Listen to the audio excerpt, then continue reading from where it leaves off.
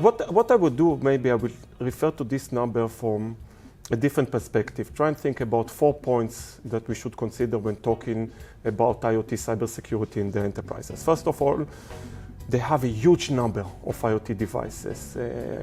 You can find even enterprises with up to 4 devices per employee. Just think about all the security cameras and the sensors and the smart elevators and the IPTVs and the faxes and the IP phones and all the devices. And try and think that there are corporates that have 1 IP phone per employee. So we're talking about a huge number of IoT devices that they have. The second point is that those devices, in most of the time, are unmanaged and invisible devices, meaning that there is no endpoint protection running inside those devices, and if you will look for them in the security management system, you will not find them. The third point that we should consider is that those devices, in many cases, connected from one side to the network, to the enterprise network, but on the other side, they are connected insecurely to the internet. It can be because of maintenance issues, maybe the vendor requiring you to connect this device to the internet. It can be misdesign, misconfiguration, the IT guys using the wrong ports or the wrong protocol and so on.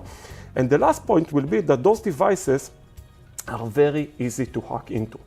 Most of those devices don't even have basic security capabilities. Many of those devices are based on default passwords. Many of those devices are based on outdated software. Those are unpatched devices. Many of those devices are based on legacy and old operating systems.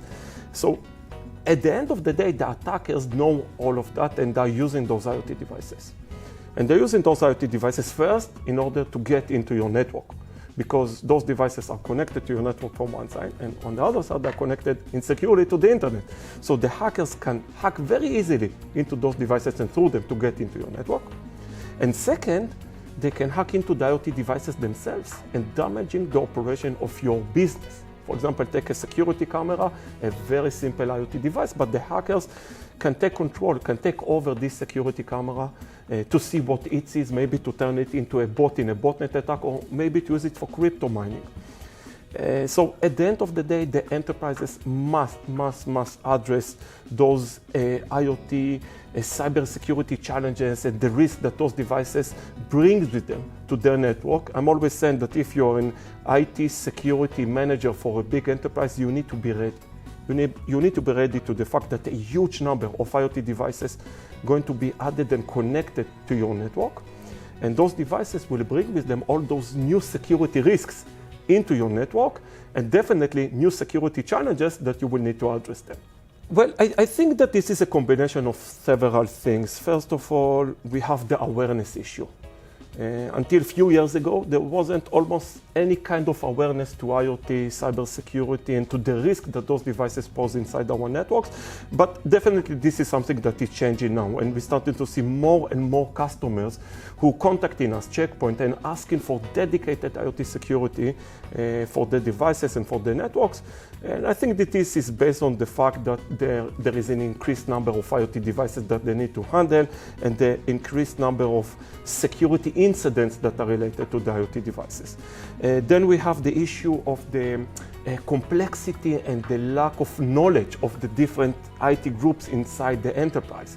The typical IT security manager used to deal with IT devices, with servers, with laptops, with desktops. Suddenly you need to start dealing with all those kinds of IoT devices that he is not really familiar with. And all those crazy protocols you have, the SCADA protocols and the BACnet and the DryNet and the HL7 and the DICOM, many protocols, many types of operating systems that those devices are based on. So the security managers prefer not to deal with many things that they don't really understand. Now, there is also an issue of responsibility and ownership. Who is actually responsible for securing those IoT devices? Is it the vendors? Is it the guys, the partners who deploy those devices inside our buildings? Is it the service providers who are providing services for those IoT devices? It can be maintenance service, for example, for the smart elevator, or is it at the end of the day, the end customer, the corporate who sit inside this building? It's not so clear who is the owner. The first question that I would ask will be, okay, what's going on inside my network? What IoT devices do you have? What type of devices? How are they connected to my network? What protocols are they using? What traffic flowing between the different IoT devices inside my network? So the first question is about visibility.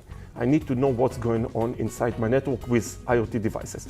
Then we need to address the risk issue. What risk those devices poses inside my network?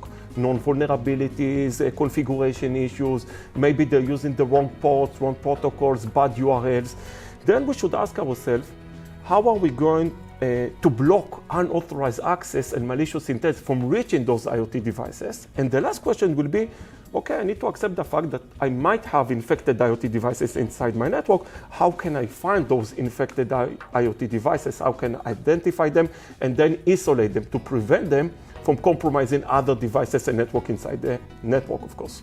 Well, I will say that it's not very difficult, but still they need to address this challenge because, first of all, the existing IT security solution that they have today cannot handle IoT devices. Those solutions were not designed to handle IoT devices, mainly the invisible and the unmanaged IoT devices. But we can overcome that using several components. First of all, you need to deploy a IoT discovery engine inside your network that can find all of those IoT devices and to provide this information to the existing IT security solution. Then you should use a risk analysis tool to analyze the different risks that those devices poses inside your network. And then you can use add-on component to the existing IT security solution that will enable you to handle those IoT devices. At Checkpoint, we're calling it IoT Controller. It is an add-on component to our existing security management. And once you install it, it will enable you to configure all of those crazy security rules that are related to the IoT devices based on the IoT devices attributes. And I think that automation is also very important. Everything will need to be done automatically. Well, of course, that there is.